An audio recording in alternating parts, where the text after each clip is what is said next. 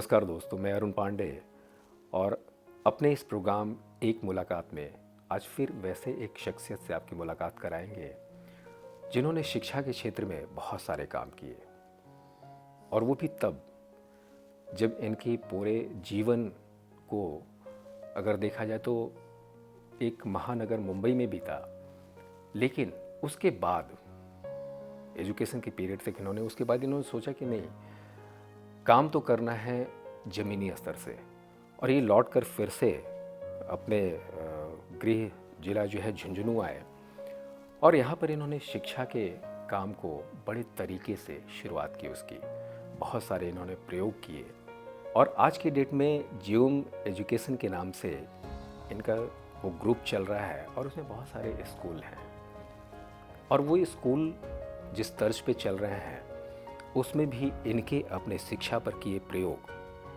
उसका असर दिखता है। मतलब बच्चों में वो क्वालिटी और सारी चीज़ें। तो आज हम इस एक मुलाकात में इनसे वो सारी चीज़ें जानने की कोशिश करेंगे कि आखिर इनका नज़रिया आज के परिप्रेक्ष्य में शिक्षा को लेकर क्या है। बहुत बहुत स्वागत है डॉक्टर दिलीप मोदी जी आपका। धन्यवाद जी। हमारे इस जेजेटी स्टूडियो में, जेजेटी यूनिवर्सिटी के अंतर्गत ये स्टूडियो है उसमें, और हम लोग कोशिश हमारी ये रहती है कि हम ऐसे शख्सियत से लोगों की मुलाकात कराएं जिनके अपने विचार, जो उन्होंने समाज में बहुत सारी चीज़ें की है और उसका प्रतिफल जो समाज को भी मिला है वो आम लोगों तक पहुंच सके। और मकसद भी है कि आम लोगों तक पहुंचे और उसमें कुछ लोग ही अगर उस चीज़ को अपने जीवन में धारण करते हैं और उनका जीवन सफल होता है तो ये हम लोगों को उसकी खुशी मिलती है। और ये प्रयोग हम लोगों का भी वैसे ही चल रहा है। सबसे पहले तो आपसे ये जानना चाहेंगे कि आप एक महानगर में पूरी शिक्षा दीक्षा आपकी हुई, महाराष्ट्र में मुंबई में हुई, और अपने यंग एज तक आप वहीं पे रहे, फिर अचानक आपको लौट कर अपने गृह जिला और छोटे से शहर में आने की ज़रूरत क्यों महसूस हुई? जी, सबसे पहले तो बहुत बहुत धन्यवाद आपका। और आप जेजेटी यूनिवर्सिटी के इस छोटे से कस्बे में, झुंझुनू जैसे कस्बे में बहुत अच्छा काम कर रहे हैं। और जो ये मास मीडिया जो आजकल बहुत पावरफुल मीडियम है उसका आप बहुत अच्छा यूज़ कर रहे हैं और मैं इसके लिए आपको बधाई देता हूँ। Thank you. अब आपने ये पूछा कि मुंबई से यहाँ छोटे से कस्बे में कैसे आना हुआ और ये जर्नी कैसे शुरू हुई जी। तो देखिए, इसके बारे में मैं ये कहना चाहूँगा कि ये सब कुछ डेस्टिनी में, ऊपर वाले ने एक भाग्य में लिखा हुआ होता है। और वो कब कैसे क्या होता है इस पर हमें तो रिसर्च ही करनी पड़ेगी सभी को। लेकिन जहाँ तक मेरा और हमारी जर्नी का प्रश्न है, मेरी जिसको हम कहते हैं रिवर्स जर्नी है। नॉर्मली लोग छोटे कस्बे से बड़े शहर या बड़े देश में जाते हैं और वही एक नॉर्मल जर्नी है सभी लोगों की। लेकिन मेरा मुंबई में ही जन्म हुआ, वहीं पालन पोषण, पढ़ाई लिखाई, शुरुआत में मेरा कार्य क्षेत्र भी मुंबई था जी। और 1983 में जब मैं लगभग 25 साल का हुआ, उससे पहले मैंने राजस्थान देखा ही नहीं था। अच्छा। राजस्थान क्या होता है मुझे नहीं पता। यहाँ पे ये मेरी कोई मैं वापस लौट के आया ऐसा नहीं है। मैं पहली बार आया था राजस्थान 1983 में। अच्छा। मेरे पेरेंट्स, माताजी पिताजी ये सब बहुत पहले मुंबई शिफ्ट हो गए थे। जी। और लेकिन पैतृक जगह तो आपकी यही है? जी जी बिल्कुल पैतृक, मतलब मेरे दादा परदादा का और हमारा जो नेटिव प्लेस जिसको हम कहते हैं जी जी वो यही है झुंझुनू। लेकिन मैंने कभी नहीं देखा था। तो ग्रेजुएशन के बाद पोस्ट ग्रेजुएशन हो गया, मेरा जॉब भी अच्छा चल रहा था वहाँ पर, मल्टीनेशनल कंपनी में मैं एक अच्छी पोस्ट पे था वहाँ पर जी। उसके बाद बस एक बार हमारा कोई प्रॉपर्टी यहाँ पर जो थी उसको, उस पर कोई एक तरह से ये समझ लीजिए इंक्रोचमेंट था और उसको संभालने और उसको खाली करवाने के पर्पज से हम आए थे। उस पर थोड़ा समय ज़्यादा लग गया। आपको पता ही है कि जब कोई प्रॉपर्टी किसी के कब्जे में हो जाती है या कोई उस पर किसी को गुड फेथ में दे दिया जाता है जी। और उनको ये लगता है कि बाहर बैठे हुए लोग कौन तो आता है और क्या आएंगे तो कुछ दिनों घूम फिर के चले जाएंगे, एक प्रॉपर्टी तो हमारी ही रहनी है। लेकिन हम लोग तो जम गए यहाँ पर, रुक गए। और मैंने और पापा ने, हमारे फादर ने उस वक्त ये सोचा कि भाई अब तो आए हैं तो इसको तो खाली करवा के ही जाएंगे। तो खाली करवाने के हिसाब से आए और फिर जब बैठे हैं तो क्या करें, क्योंकि उसमें समय लग गया, टेक्निकल लीगल प्रोसेस काफ़ी लंबा होता है। तो फिर कहा कि क्या करें, तो मैंने कहा चलो कुछ जो मुंबई में हमने देखा था, जो पढ़ाई का जो स्तर था, जो लोगों का स्टैंडर्ड था, और वहाँ पे जिस तरह से क्वालिटी के लिए लोग कोशिश करते थे, यहाँ पर मुझे थोड़ी वो मिसिंग लगी कि भाई यहाँ पे बहुत सख्त ज़रूरत है। तो मैंने फिर वहीं पर अपने ही उसी प्रॉपर्टी में जिसे हमें खाली कराना था, मैं भी उसी में एंटर कर गया, जिन्होंने कब्जा कर रहा था उन्हीं के साथ, और वहीं पर फिर मैंने पढ़ाना शुरू कर दिया। और इस तरह से वो धीरे धीरे मेरी यात्रा भी शुरू हुई, और वो फिर धीरे धीरे उनको लगा कि अब ये तो यहीं जम गए, फिर वो प्रॉपर्टी भी खाली हुई। और उस प्रॉपर्टी पर फिर हमने वहीं से हमारी शुरुआत की थी। पहली शुरुआत थी 3 बच्चों से, अच्छा। एक पेड़ के नीचे कुर्सी डाल करके, और वो बैठ कर और ये किस वर्ष की बात कर रहे हैं आप? 1983 in the month of July.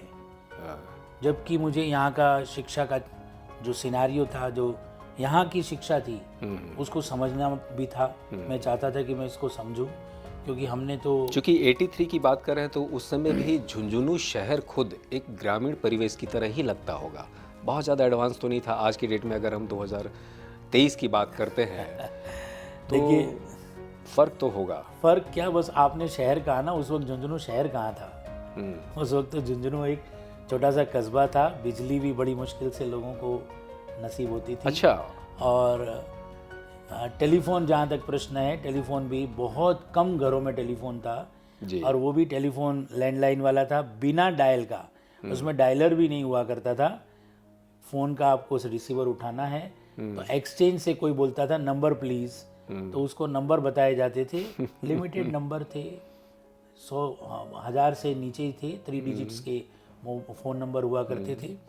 तो वो डायल करके आपको देता था। ये चित्रण आप 40 साल पुराने उस झुंझुनू का कह रहे हैं, जी, जो आज के डेट में कम से कम शहर में तब्दील तो हो चुका है। और तब आपके मन में ख्याल आया कि यहाँ पे शिक्षा पर कुछ काम करना चाहिए। जी बिल्कुल। तो ये क्या था कि वहाँ पर उस पोजीशन में, जबकि बिजली भी नहीं थी, हर घर में नहीं थी जी। बहुत मुश्किल से ये सब चीज़ें मिलती थी, हर चीज़ों पे सरकारी कंट्रोल था। झुंझुनू जिला मुख्यालय तो था, लेकिन उसमें यातायात की, आवागमन की बहुत कम सुविधाएं थी। रेल जो थी वही वो कोयले के इंजन वाली रेल, जी जी। और उसकी कनेक्टिविटी बहुत ही कम, कुछ रेल केवल यहाँ से जाती थी, वो जयपुर सवाई माधोपुर होके वहाँ से फिर मुंबई जाना पड़ता था जी। ट्रेन चेंज करके। मीटर गेज थी, उस समय ब्रॉड गेज थी नहीं। तो बड़ा संघर्षमय समय था, बहुत कठिन था। और ऐसे समय में मेरी शादी भी हुई थी, और मेरी वाइफ भी मुंबई की थी। उन्होंने भी झुंझुनू जैसा शहर कभी देखा नहीं था, और वो रिवर्स जर्नी उनकी भी वहीं शुरू हुई। पर हम लोगों ने इसको एक चैलेंज के रूप में लिया, एक चुनौती के रूप में, और फिर ये सब कुछ चल पड़ा। एजुकेशन में चूँकि पैशन था, बहुत चाव था, और कुछ डेस्टिनी में भी ये लिखा हुआ था, सब कुछ बहुत अच्छा चल गया। और हमने फिर वो एक कोचिंग की, जो एक सेटअप ज्ञान कुटीर के नाम से हमने कोचिंग की स्थापना की थी। ये किस वर्ष? ये उसी वक्त 1983। फिर उसको मैंने ब्रांड किया जी, जो मैं 3 बच्चों को लेके पढ़ाना शुरू किया, तो जो जिसको कहते हैं ना कि एंटरप्रेन्योरल माइंडसेट पहले से ही था, जॉब कभी नहीं करना था, नौकरी कभी नहीं कोचिंग की आप बात कर रहे हैं, कोचिंग देखिए उस समय बहुत बड़े शहरों में ही सीमित हुआ करता था। अगर 83 की बात करें, हाँ, हमने तो वही छोटे शहरों में तो लोग कोचिंग समझते ही नहीं थे, नाम भी नहीं जानते, बिल्कुल नहीं जानते थे। और कोचिंग को हमने मुंबई में बहुत नज़दीक से देखा था, और ये देखा था कि कोचिंग तो बहुत बढ़िया एक प्रोफेशन है, और बहुत अच्छा अर्निंग है इसमें, बहुत अच्छा नेम फेम सब कुछ है। मैं खुद कॉमर्स से पोस्ट ग्रेजुएट था, कॉमर्स की कोचिंग से ही शुरू किया था। तो वो कोचिंग से शुरू करते करते फिर जैसे जैसे डिमांड आती गई, हमने और लोगों को जोड़ा, टीम बन गई, फिर उसको ब्रांडिंग की उसकी, और एक बड़े कोचिंग इंस्टीट्यूशन के रूप में। और उस वक्त ये कोचिंग इंस्टीट्यूशन हमारा एक बहुत ही प्रसिद्ध कोचिंग था, बड़ा टफ टाइम था वो। किस नाम से आपने ज्ञान बताया? कुटीर। ज्ञान कुटीर। ज्ञान कुटीर, जी जी। हाँ। तो छोटी सी एक हम्बल बिगिनिंग थी हमारी, विनम्र शुरुआत जिसको हम कह सकते हैं। जी। लेकिन वो धीरे धीरे धीरे धीरे जर्नी करते करते और फिर काफ़ी हज़ारों तक स्टूडेंट हमारी कोचिंग में आने लग गए थे। अच्छा, मतलब और पूरी बच्चे भी इसके इम्पोर्टेंस को समझना शुरू कर दिए। समझना शुरू कर दिया। Over the years, period of around 10 years तक ये चला। अच्छा। और उस 10 ईयर्स तक हम लोग बहुत अच्छी कोचिंग के रूप में एस्टेब्लिश हो चुके थे। जी। लेकिन उसके बाद फिर गवर्नमेंट की कुछ पॉलिसीज़ चेंज हुई। और पहले क्या था कि गवर्नमेंट की पॉलिसी में हम लोग स्कूल एजुकेशन पे ही फोकस कर रहे थे उस समय, अच्छा। उस वक्त तक 10th और 12th के बोर्ड क्लास के स्टूडेंट को जी। बड़ा टफ हुआ करता था उस वक्त 10th एंड 12th एग्ज़ाम को पास करना। बिल्कुल, बिल्कुल। 9th और 10th दो क्लास का मिला के 10th बोर्ड एग्ज़ाम में सिलेबस आता था, जी। जिसमें 9th और 10th दोनों होता था। पासिंग परसेंटेज उस वक्त कोई 33-35% ही रिजल्ट हुआ करता था। नहीं, उस पीरियड में मेरे ख्याल से 30% हुआ करता था रिजल्ट पासिंग वाला, क्योंकि नहीं, हमको पासिंग जहाँ मार्क्स तक तो वही 33 थे, लेकिन रिजल्ट आता था कि अगर आपके 100 बच्चे अपीयर हुए एग्जाम में तो 30-35 बच्चे ही अच्छा, पास होते थे, अच्छा। बाकी फेल होते थे। तो ऐसे समय में हमने ये शुरुआत की थी, 2 साल का कोर्स। अच्छा, उस समय सिलेबस भी जस्ट बदला था। हमको जहाँ तक याद आ रहा है कि 80 उस समय तक पुराने सिलेबस चल रहे थे, 81 से नया सिलेबस इंट्रोड्यूस किया गया था। स्कीम भी चेंज हुई थी, मतलब जो 10+2 स्कीम आ गई थी। हाँ, हाँ, और राइट। न्यू कोर्स आ गया था। जी। फिर गवर्नमेंट ने, बोर्ड ने क्या किया कि इंटरनल असेसमेंट, जो जिसको सेशनल मार्क्स कहते हैं ना, जी। वो भेजने शुरू कर दिए। वो जो टफ एग्ज़ाम थी उसको डाइल्यूट करने के लिए। और फिर ये 20% मार्क्स सेशनल और इंटरनल असेसमेंट के नाम से जाने लगे। और जो 35% रिजल्ट था वो सीधे ही जम करके 75, 80, 85, 90% तक धीरे-धीरे पहुंच गया।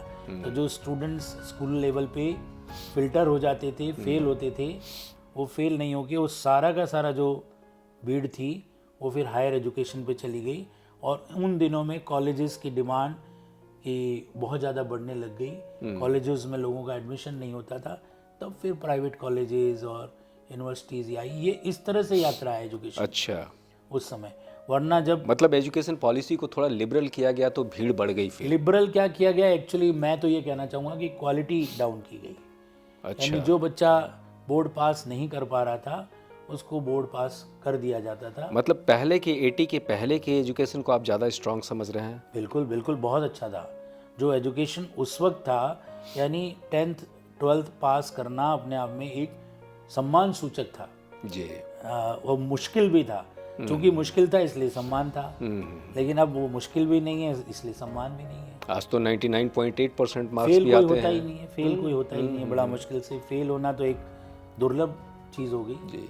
तो कोचिंग से फिर स्कूल में कैसे कन्वर्ट किया आप? इसीलिए किया ना कि भाई फिर ये हो गया कि 20% जो सेशनल मार्क्स, इंटरनल मार्क्स थे, वो कोचिंगों के पास प्राइवेट स्टूडेंट्स को उसका फ़ायदा नहीं मिलता था, वो नहीं दे सकते थे। अच्छा।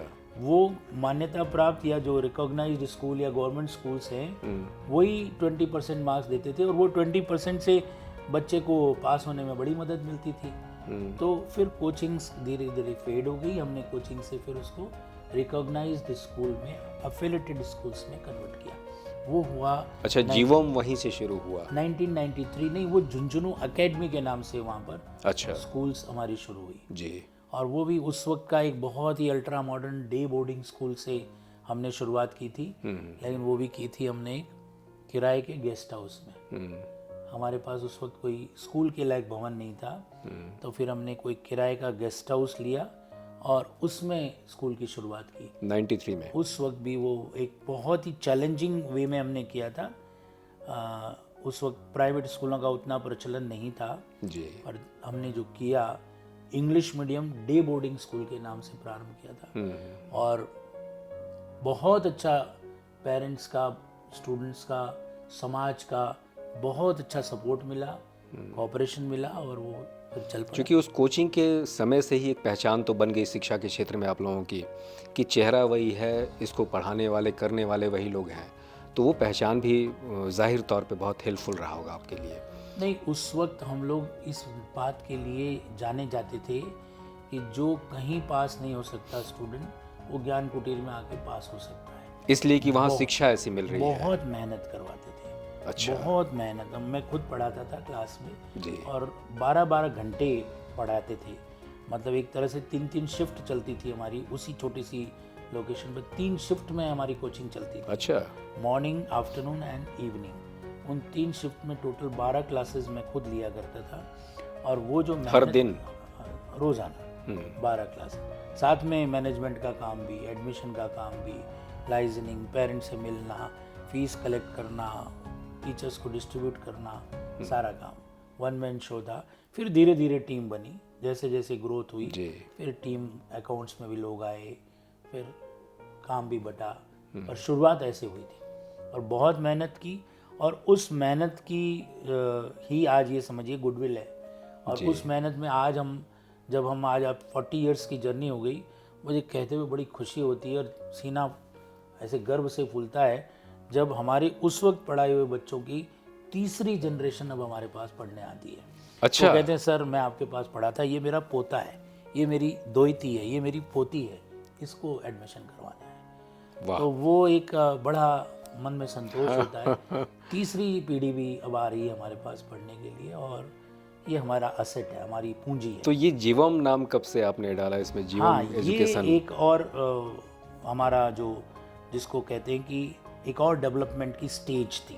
अच्छा। जब स्कूल बहुत अच्छे चल रहे थे, स्कूल भी हमारे मल्टीपल हुए स्कूल्स, जी। एक कैंपस से दूसरा, दूसरे से तीसरा, अलग अलग कैंपस, और उसमें हमने एक्सपांड किया। हमने अपने आप को स्कूल लेवल तक ही रखा सीमित, K-12, KG से 12 तक। हायर एजुकेशन में हम कभी नहीं गए, हमने कभी सोचा ही नहीं। हमारा जो भी एक्सपांशन हुआ, जब हमने ग्रोथ की तो हमने हॉरिजॉन्टल ग्रोथ की, वर्टिकल नहीं। हम कभी भी हायर एजुकेशन में नहीं गए थे। एक बार कॉलेज हमने शुरू किया था और कॉलेज भी बहुत अच्छा चला था।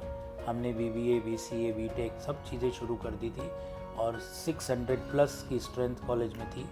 पर वो कॉलेज और कॉलेज का जो टेम्परामेंट है, जिस तरह के स्टूडेंट्स यहाँ पर आते हैं, वो हमारे टेम्परामेंट से थोड़ा डिफरेंट था। तो हमने वो फिर बिल्कुल एक वन गो में सडनली उसको क्लोज डाउन करके फिर हमने CBSE स्कूल किया। फिर हमने, मेरे बेटे भी आ गए इस फील्ड में, जब बड़े हो गए, ग्रेजुएशन हो गया, तो उन्होंने कहा कि जो चीज़ हम यहाँ कर रहे हैं उसी को रेप्लिकेट करते हैं, उसी को हॉरिजॉन्टली एक्सपैंड करते हैं। और फिर GVM एजुकेशन के नाम से एक कंपनी बनाई। जो मॉडल्स, जो सिस्टम हम अपनी स्कूलों में कर रहे थे, उसी मॉडल और सिस्टम से हमने दूसरी स्कूलों को टेक ओवर करना शुरू कर दिया। अच्छा। GVM एजुकेशन मैनेजमेंट कंपनी बन गई। और आपको पता होगा उन्हीं दिनों में गवर्नमेंट की पॉलिसी आई थी कि गवर्नमेंट ने ग्रांट इन एड, यानी जो अनुदान देती थी कुछ स्कूलों को, वो बंद कर दी। स्कूलों को ग्रांट देना बंद कर दिया, और उन टीचर्स को जो उन ग्रांट इन एड में पढ़ाते थे, उन्होंने गवर्नमेंट में उनको शिफ्ट कर लिया। यानी जो ग्रांट, जिन स्कूलों को अनुदान मिलता था, उन स्कूलों का अनुदान तो बंद कर दिया, और उन टीचर्स को गवर्नमेंट ने अपने में एब्जॉर्ब कर लिया। तो वो जो अनुदानित स्कूल थे, जिनको ग्रांट इन एड मिलती थी, वो सारे सिक हो गए नेचुरली, क्योंकि वो अब अचानक उनको एड बंद हो गई, टीचर सारे गवर्नमेंट में चले गए, तो वो सारे सिक हो गए। और ऐसे थे स्कूल बहुत बड़े बड़े ट्रस्ट के, जो इस शेखावाटी में बहुत बड़े बड़े जो सेठ साहूकार थे, जिन्होंने बहुत अच्छे अच्छे भवन बना के एडेड स्कूल चलाए थे। लेकिन अचानक एड बंद हो गई, टीचर्स को गवर्नमेंट ने ले लिया, और वो जो सेठ साहूकार या ट्रस्ट थे, वो यहाँ तो कोई रहता नहीं था।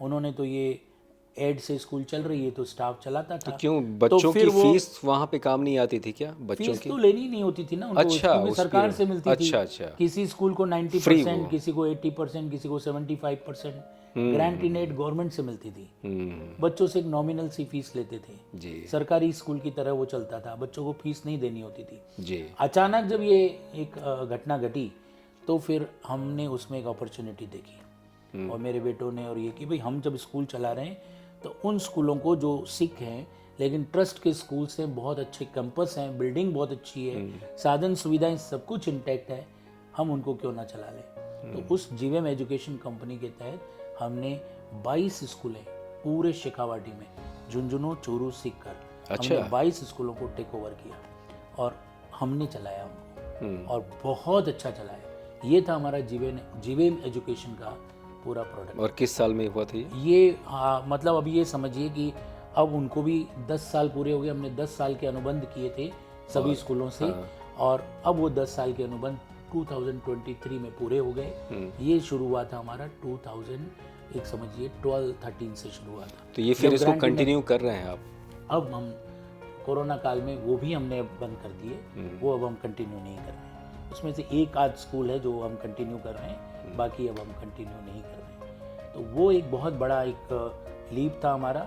K-12 एजुकेशन में हमने हॉरिजॉन्टल एक्सपेंशन किया और बहुत सारे स्कूलों को वही क्वालिटी जो हम अपनी स्कूलों में दे रहे थे, सेम सिलेबस, वही एग्ज़ाम, और हर जगह बच्चे के रिजल्ट भी वैसे ही हो रहे थे? बिल्कुल वही जो सिस्टम हमने अपनी स्कूलों में चलाया था उसी को रेप्लिकेट करते थे।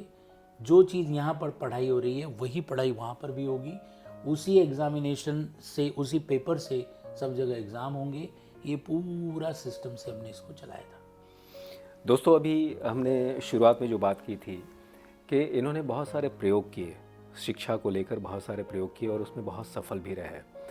अभी इनसे बातचीत के क्रम में इनसे बहुत सारे मुद्दे पर बातचीत होगी और एक सीरीज़ में इस प्रोग्राम को हम चला रहे हैं और हम लोगों की भी ख्वाहिश यही है कि ऐसे जानकार लोगों को आपसे रूबरू कराएं जिनकी जीवन यात्रा को सुनकर, समझकर या उन राहों पर थोड़ा चलकर आप भी कुछ अच्छा कर सके। तो अभी बातचीत के क्रम में इनसे एक बात हो रही थी कि तीसरी पीढ़ी के लोग, इनको बहुत खुशी हुई कि जब तीसरी पीढ़ी के लोग अपने बच्चे का, अपने पोता का, नाती का एडमिशन कराने आए, लेकिन तब की परिस्थिति जो पहली पीढ़ी जिस समय इनके संरक्षण में वो सारी चीज़ें शिक्षित हो रहे थे लोग, उस समय से आज के वक्त में परिस्थितियों में, समाज में बहुत कुछ बदलाव आया है। और बदलाव किस तरीके का कि पहले जो सामाजिक समीकरण हुआ करते थे, पारिवारिक स्थिति होती थी कि घर में पिता नौकरी में होते थे और माँ घर संभालती थी और तब बच्चों की भी परवरिश होती थी। बच्चे स्कूल से लौटकर जब घर आते थे तो रिसीव करने के लिए माँ तो होती थी कम से कम। पिता बेशक शाम में आते थे, देर शाम आते थे। आज के वक्त में परिस्थिति इस तरीके से बदली है ना, कारण जो भी रहा हो कि हर कोई, मैक्सिमम घरों में माता और पिता दोनों ही नौकरी में हैं। जब दोनों ही नौकरी में हैं तो बच्चे आज के डेट में जब घर आते हैं, और दूसरी चीज़ ये भी हो गई कि एक पहले के जो पारिवारिक समीकरण होते थे कि घर में चाचा चाची, दादा दादी सब एक साथ होते थे, आज की डेट में वो भी चीज़ें बिखरी हैं थोड़ा, कि परिवार माता पिता और बेटा बेटी तक ही सिमट के रह गया है। तब उस कंडीशन में बच्चे जो घर पे लौट के आते हैं और ना माता मिलती है ना पिता मिलते हैं, क्योंकि दोनों जॉब में हैं। ये आज की तात्कालिक परिस्थिति के नज़र ये स्वाभाविक भी थोड़ा सा होता जा रहा है। उस कंडीशन में बच्चे अपने आप को कैसे आगे करें, घर में लौटकर होमवर्क कैसे करें, पढ़ाई आगे कैसे करें, इस पर भी इनका एक बहुत अच्छा रिसर्च रहा है, एक प्रयोग रहा है। और आज हम आज के इस एपिसोड में उसी प्रयोग पर बात करने जा रहे हैं कि बच्चे को उसके बाद अपने स्कूल आवर के बाद भी उनकी स्टडी घर की तरह ही कैसे कंटिन्यू हो बिना ब्रेक के, और वो डे बोर्डिंग की तरह ही है। ऐसा नहीं कि बोर्डिंग में बच्चे रह रहे हैं कि फिर हॉस्टल और ये सारी चीज़ें, डे बोर्डिंग की तरह ही इन्होंने एक प्रयोग को विकसित किया और इसको बहुत जगह चला है, पहले चला है, लेकिन इन्होंने जिस अंदाज से विकसित किया, आज हमारी भी मंशा यही थी कि उस प्रयोग को हम भी समझे और आप भी समझे कि ये प्रयोग किस तरीके का है और इसके कितने सफलता परिणाम हो सकते हैं।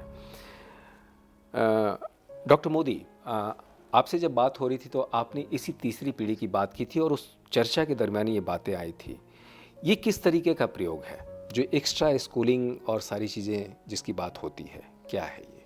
जी, बहुत अच्छे टॉपिक पे आपने ये बात शुरू की है। देखिए, एजुकेशन को लेकर के आजकल समाज की और पेरेंट्स की एक्सपेक्टेशंस बहुत हैं जी एजुकेशन से बहुत कुछ चाहते हैं पेरेंट्स जी और ज़रूरी भी है क्योंकि चैलेंजेस बहुत हैं आजकल। एजुकेशन में भी समझिए, दुनिया में समझिए, इतनी तेज़ी से परिवर्तन आ रहे हैं, बदलाव आ रहे हैं कि उस बदलाव के लिए स्टूडेंट को, बच्चे को तैयार करना बहुत चुनौतीपूर्ण है। बिल्कुल। और ऐसे में जो ये स्कूल का लिमिटेड कैरिकुलम होता है, उसकी जो एग्ज़ामिनेशन का पैटर्न होता है और जो लिमिटेड समय होता है जी भाई, स्कूलों में नॉर्मली स्कूलों के जो आवर्स होते हैं वो लगभग 6 घंटे के होते हैं। उसी में रिसेस पीरियड भी है, उसी में असेंबली भी है, उसी में एक्टिविटीज़, उसी में खेल, उसी में पढ़ाई, उसी में टेस्ट एग्ज़ाम, सब कुछ आपको 5 साढ़े 5 घंटे में जी कंप्लीट करना है।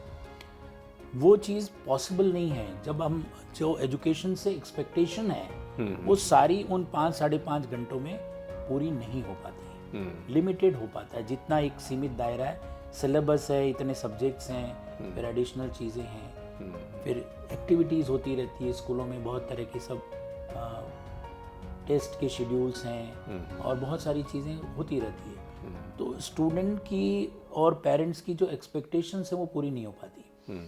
और एजुकेशन का जो एक सबसे बड़ा ड्रॉबैक है वो यही है कि एजुकेशन को एग्ज़ाम सेंट्रिक बना दिया गया है, जबकि एजुकेशन का मतलब एग्ज़ाम पास करना नहीं है, नॉलेज गेन करना और बच्चे को लाइफ के लिए तैयार करना।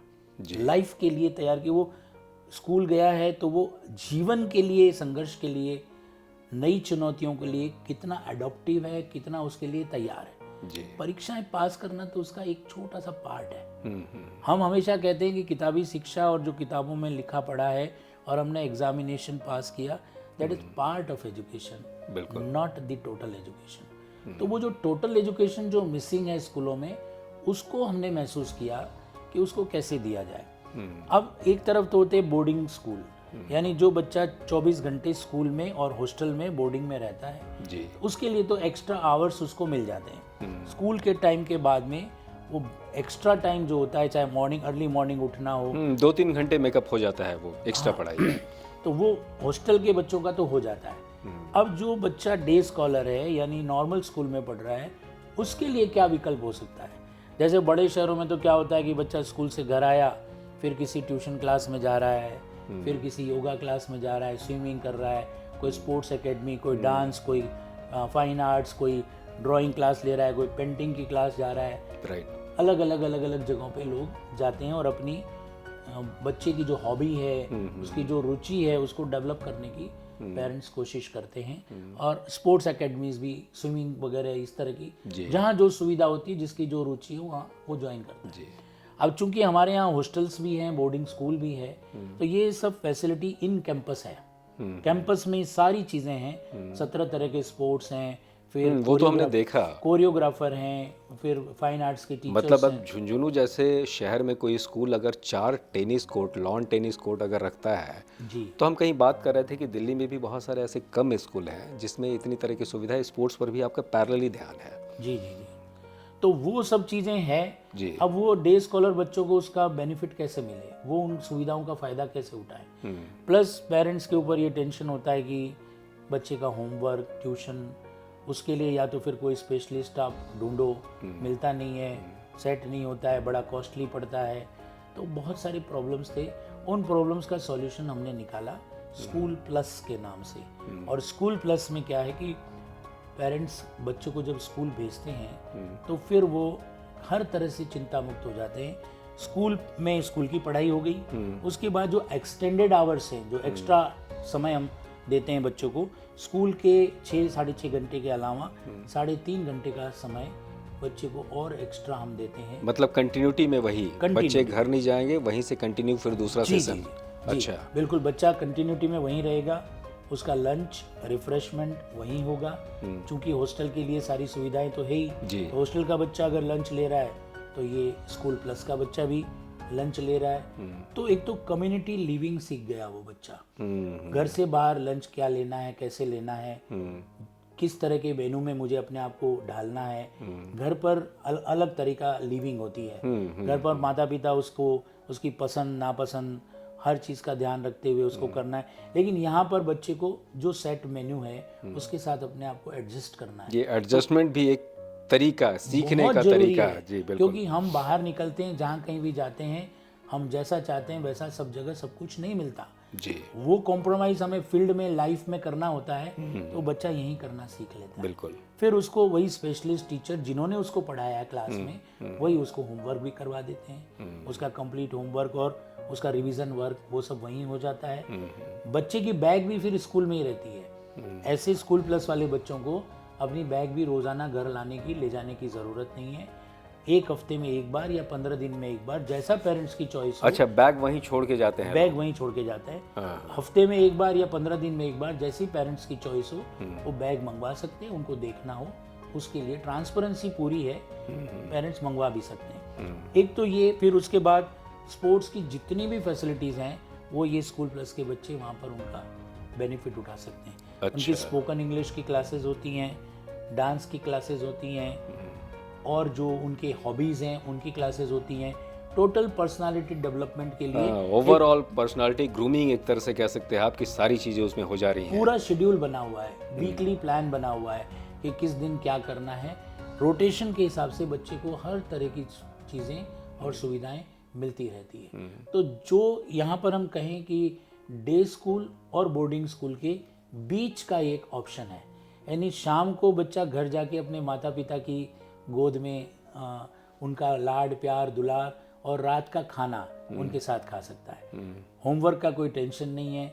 बच्चा गया तब तक माता पिता सिर्फ कामकाजी माता पिता कहूँगा मैं उनको, क्योंकि उसमें प्रोफेशनल्स भी हैं, जॉब करने वाले भी हैं, बिजनेसमैन भी हैं, हर तरह के पेरेंट्स हैं जो हस्बैंड वाइफ दोनों ही वर्किंग है, वो कोई भी काम कर रहे हैं। तो उनके लिए तो एक रामबाण का सा ये काम करता है, उनके लिए एक तरह से एक वरदान हो गया। क्योंकि एक और बड़ी बात क्या होती है कि माता पिता चूंकि दोनों वर्किंग होते हैं, वो शाम को लेट तक घर आते हैं, तब तक बच्चा अनअटेंडेड रहता है, घर पर उसकी देखभाल करने वाला कोई नहीं होता।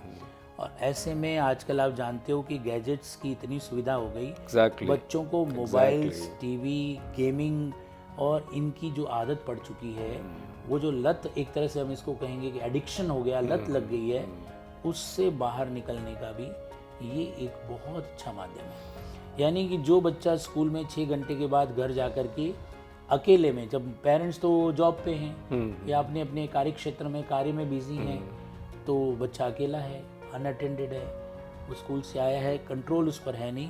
और आजकल हर बच्चे के हाथ में मोबाइल है, और मोबाइल इसलिए भी है कि पिछले कोरोना के सालों में 2 सालों में सबने स्कूलों में पढ़ाया भी था ऑनलाइन, तो उस वक्त देना मजबूरी भी थी, लेकिन अब वो उनकी प्रॉपर्टी हो चुकी है बच्चों की, उसको यूज़ और मिसयूज सब कर रहे थे। तो उसका ये एक बहुत अच्छा सॉल्यूशन है कि बच्चा 3-3.5 घंटे कम से कम एक प्लान्ड क्रिएटिव वर्क में लगे और उसका डेवलपमेंट हो, और पेरेंट्स टेंशन फ्री हो होमवर्क से, पढ़ाई से, रिवीजन से भी, और मोबाइल और इस तरह के एडिक्शन से भी। तो ये एक बहुत अच्छा सॉल्यूशन है, लोग इसको बहुत पसंद कर रहे हैं, और एक बहुत ही नॉमिनल एडिशनल कॉस्ट के ऊपर अफोर्डेबल है जो कि, और वो उनको वहाँ पर मिल जाता है। उससे कई गुना पैसे तो बच्चों के प्राइवेट ट्यूशन्स में, यही चीज़ कह रहे थे कि जैसे लोग ट्यूशन तो पढ़ाते ही थे पहले, उसमें और इसमें हम एक चीज़ फ़र्क क्या देख रहे हैं कि जिस बच्चे को उसके क्लास टीचर या स्कूल के टीचर जो पढ़ा रहे हैं, उस स्कूल के टीचर और क्लास टीचर की भी नज़र में उस बच्चे का एक स्टैंडर्ड पता है। बाहर जो ट्यूशन लेते हैं उनको नए सिरे से उसको जानना है, समझना है, दोनों के बीच वो गैप थोड़ा सा होता है। यहाँ पे वो 3 घंटे की जो कंटिन्यूटी मिलती है, एक तरह से वही टीचर और क्लास टीचर उसको अगर गाइड कर रहे हैं तो ये समझ के कि बच्चा किस लेवल पे है और उसको किस तरीके से गाइड करना है, तो सेम इन्वायरमेंट हमको लगता है कि ज़्यादा यूज़फुल और फ़ायदेमंद होता होगा वो। इसका एक दूसरा पहलू मैं बताऊं आपको कि जब बच्चा स्कूल में पढ़ता था एक्स टीचर से, और घर पे जाके उसको पढ़ा रहा है ट्यूशन टीचर वो वाई है, उसका अप्रोच, उसका पढ़ाने का तरीका, उसका नजरिया यही बात कह रहे हैं, या फिर पेरेंट्स करवा रहे हैं उसको होमवर्क जी, बच्चा कंफ्यूज हो जाता था टोटली कि मैं स्कूल के टीचर की बात मानूं, उनका स्टाइल, उनका पढ़ाने का तरीका, या उस मेथड को फॉलो करूं, या मैं ट्यूशन टीचर के मेथड को फॉलो करूं, तो वो कंफ्यूज हो जाता था। बच्चा आखिर बच्चा है, आप उस पर कितना कुछ लोड डालेंगे। तो यहाँ पर क्या है कि बच्चे को सब कुछ वही टीचर्स मिलते हैं, वो उनकी जो माइंड केमिस्ट्री और वेवलेंथ है वो उनको सब अच्छी तरह से जानते हैं, और उनकी रिस्पॉन्सिबिलिटी भी है। अदरवाइज क्या होता है, देखिए इसको आप थोड़ा सा समझने की कोशिश कीजिएगा कि ट्यूशन टीचर कोई एक्स कोई और है, वो अपनी श्रेष्ठता सिद्ध करने की कोशिश करेगा, और वो स्कूल में टीचर जो है वो अपनी श्रेष्ठता सिद्ध करने की कोशिश करे। इनके बीच में बच्चा जो है वो कंफ्यूज हो जाता है, वो कल्प्रिट बन जाता है एक तरह से। उन्होंने अपने तरीके से पढ़ाया, इन्होंने, और फिर मैच भी नहीं करता, तो वो उन्होंने कुछ पढ़ाया, आज कुछ ट्यूशन टीचर कुछ और पढ़ा रहे हैं। ट्यूशन टीचर आप चाहे कितना भी स्पेशलिस्ट ले लो, वो 1 या 2 सब्जेक्ट पढ़ा सकते हैं, सारे तो नहीं पढ़ा सकते। जी। जबकि स्कूल में रोटेशन में टाइम टेबल के हिसाब से उसको वही सब्जेक्ट स्पेशलिस्ट टीचर्स उसको पढ़ने के लिए मिलते हैं। तो ये बहुत बड़ा एक तरह से सिस्टम हमने डेवलप किया है स्कूल प्लस, और इसमें एक रेवोल्यूशन आ रहा है एक तरह से शिक्षा में कि बच्चे को स्कूल, घर और हॉस्टल तीनों के बेनिफिट एक साथ मिल रहे हैं। संडे को अपने घर में हॉलीडे के दिन पेरेंट्स के साथ हॉलीडे भी मना रहा है, शाम के समय पेरेंट्स और फैमिली का भी उसको बेनिफिट मिल रहा है। हॉस्टल के स्टूडेंट को थोड़ा सा ये मिसिंग होता है कि वो लॉन्गर हॉलीडेज में वो हॉस्टल में जाता है, घर जाता है, लेकिन यहाँ पे जिसको हम कहते हैं कि स्कूल प्लस का स्टूडेंट घर के भी बेनिफिट ले रहा है, स्कूल के भी ले रहा है, हॉस्टल के भी ले रहा है। गैजेट से और इस तरह की जो बुराइयां हैं उससे दूर हो रहा है, गलत आदतें नहीं सीखता बच्चा। एक सेट डिसिप्लिन में पीयर ग्रुप लर्निंग जिसको कहते हैं, साथियों से सीखना, और एक सेट टाइम टेबल के अनुसार उसको सब कुछ हो रहा है जो उसकी रुचि है। कोई थोपी कोई चीज़ नहीं जाती। हमारे पास जो ऑप्शंस हैं उसमें से पेरेंट्स की चॉइस पूछी जाती है कि आपको किस चीज़ में फोकस करना है। आपको स्पोर्ट्स में तो 17 स्पोर्ट्स है, उसमें से कौन सा, फिर आपको हॉबी क्लासेस हैं, उसमें से कौन सी। हर तरह के ऑप्शंस पेरेंट्स के पास है। तो बच्चे की रुचि के अनुसार, उसके टेम्परामेंट के अनुसार, उसका फ्यूचर का टारगेट क्या है उसके अनुसार सारी चीज़ें बिल्कुल वेल प्लान्ड, बिल्कुल प्रोफेशनल लोगों के द्वारा प्लान की हुई ये चीज़ें हैं। काउंसलर्स बहुत अच्छे हैं, बहुत जिसको कहते हैं ना केयरिंग टीचर्स हैं। और बच्चे को एक एक चीज़ को उसकी साइकोलॉजी समझ करके उसकी रिक्वायरमेंट के अनुसार रोज़ाना पेरेंट्स के साथ एक अच्छा कांटेक्ट डेवलप किया हुआ है।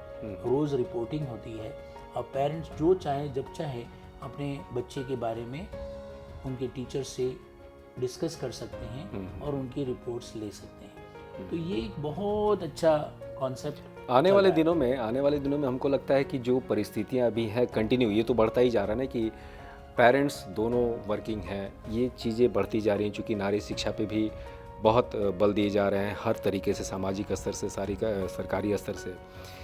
तो ये चीज़ें आने वाले दिनों में और वृहद रूप में देखने को मिलेंगे कि घर में दोनों पेरेंट्स जॉब कर रहे हैं, और तब इस तरह के प्रयोग जो शुरू हुए हैं इसकी सहज स्वीकारिता बहुत तरीके से हमको लगता है कि लोग स्वीकार करना शुरू करेंगे कि हाँ, ये अच्छा एक प्रोसेस है मेरे बच्चे के लिए।